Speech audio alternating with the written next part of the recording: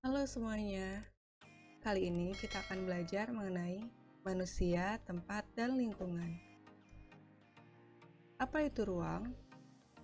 Ruang adalah tempat di permukaan bumi, baik secara keseluruhan maupun hanya sebagian yang digunakan oleh makhluk hidup untuk tinggal. Ruang tidak hanya sebatas udara yang bersentuhan dengan permukaan bumi, seperti laut, sungai, dan danau.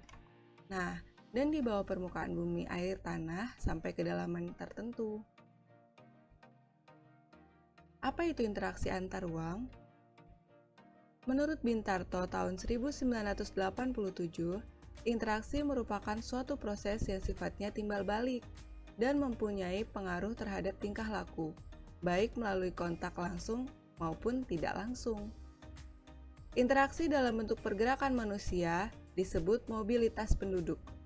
Interaksi melalui perpindahan gagasan dan informasi disebut komunikasi. Sedangkan interaksi melalui perpindahan barang atau energi disebut transportasi. Syarat interaksi antar ruang. Yang pertama ada saling melengkapi. Yang kedua, kesempatan antara. Kemudian yang ketiga, kemudahan transfer. Oke, kita akan bahas mengenai saling melengkapi. Saling melengkapi terjadi apabila wilayah-wilayah menghasilkan komoditas yang berbeda. Apabila masing-masing wilayah mengalami kelebihan produksi dan saling membutuhkan, maka terjadi interaksi antar kedua wilayah tersebut. Contohnya, wilayah A penghasil sayuran, sedangkan wilayah B penghasil ikan. Padahal wilayah A membutuhkan ikan dan wilayah B membutuhkan sayuran. Maka wilayah A melakukan interaksi dengan wilayah B melalui aktivitas perdagangan atau jual beli. Kesempatan antara. Kesempatan antara merupakan suatu lokasi yang menawarkan alternatif lebih baik sebagai tempat asal maupun tempat tujuan, dengan pertimbangan atau memperhatikan faktor jarak dan biaya untuk memperoleh produk tersebut.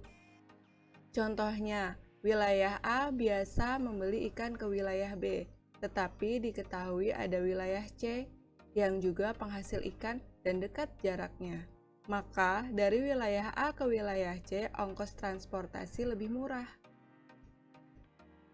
Dan yang ketiga, keadaan dapat diserahkan atau dipindahkan.